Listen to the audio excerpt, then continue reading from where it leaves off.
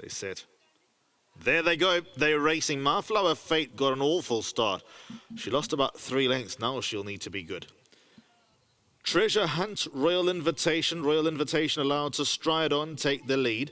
Treasure Hunt at the outside. Then comes Lady Silvano, the black and white colours against the inside rail. Fleeting, red sleeves and striped cap. Then comes Supreme Dream, and she's midfield. Veronica Mars, blue and white colours with Philosophizers a length in behind. Marflower Fate has recovered a couple of places. She races now with 2 behind as Philosophizers drop behind her. And then Island Treasure racing at the back of the field. There's 10 lengths in it. Past the 1,000 and Royal Invitation in front by 2 over Treasure Hunt at the outside of Lady Silvano. Then we go a further 2 lengths away to Supreme Dream and Fleeting. They team up, they share 4th, just over a length away. My Flower Fate, Veronica Mars, they behind midfield. Philosophize and Island Treasure are the last 2, and they're about to swing for home with just over 600 metres left to run. Royal Invitation will guide them into the home straight. She's the leader by just over 1 length. Treasure Hunt is second. Lady Silvano, leaders back, is third. Fleeting going kindly in and amongst horses. Then comes Supreme Dream far side. Veronica Mars unwinding nearest us. Flower Fate is 2 off the outside. Further back then to Island Treasure and Philosophize past the 300. Royal Invitation in front. Here's Veronica Mars, My Flower Fate, Treasure Hunt and the red and silver. Further back then to Lady Silvano as Royal Invitation continues to gallop away with Veronica Mars eating into the lead. It's tight in the end. Maybe Veronica Mars just got there from Royal Invitation. Lady Silvano third and My Flower Fate was 4th. And then came Philosophize. So the winners towards the extreme left-hand side. That's Veronica Mars. Another one for Grand Veronica. Justin Snaith, the winning trainer. This daughter of Legislate, this well-bred daughter of Legislate. There's black type all over the page. She'll be a hit when she goes to the paddocks, which I think is imminent. Bred at the Shively stud and owned by Mr. Edmondson. She finally gets into the winner's enclosure nearly 2 years apart. It'll be victory for Veronica Mars.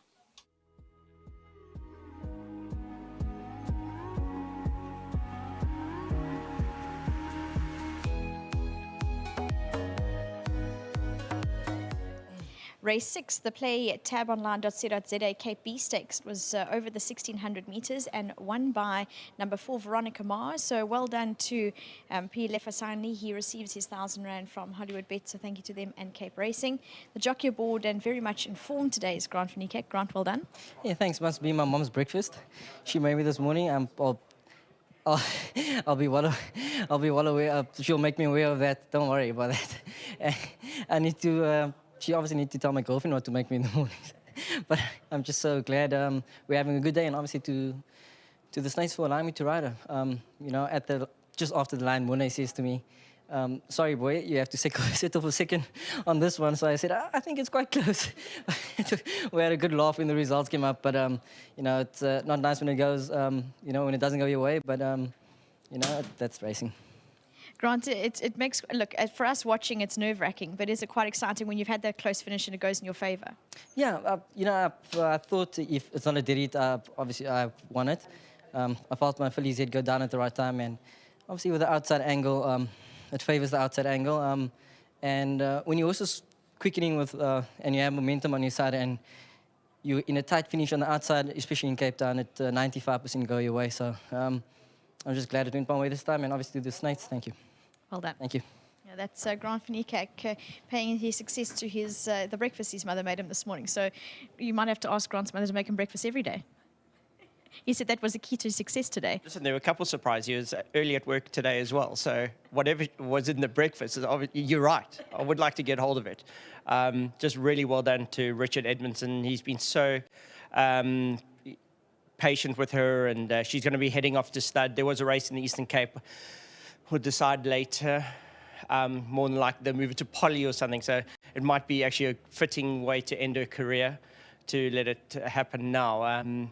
Just really well done to him. She's off a 90. I thought she was always a very well rated. I think what she's done in her career, off 90, she was always going to be a filly who's going to run a big race here. And Grant just riding a monster race there in the finish. So really well done to him.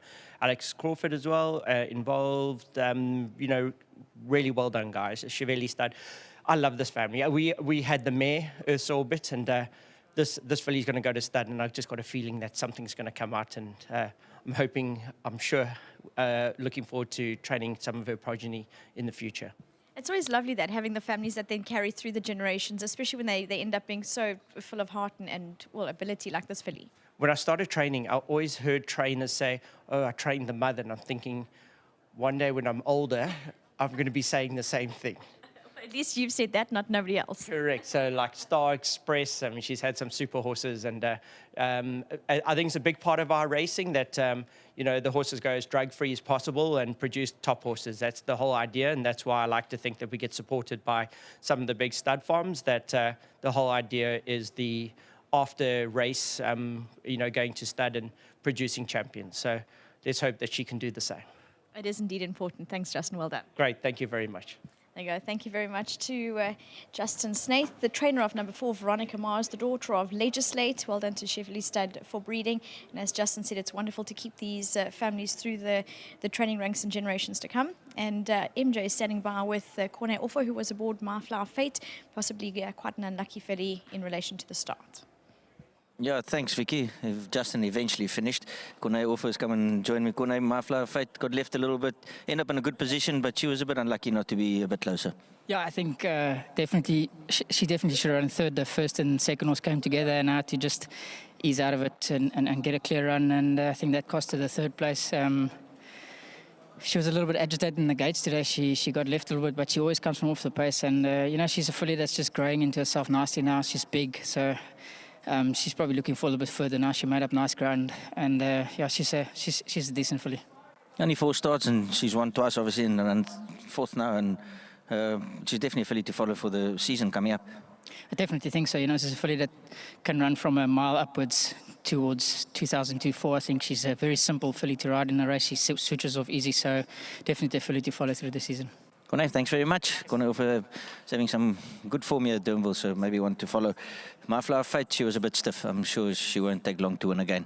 We're going to the replay of race 6 at Hollywood Beach, Durnville.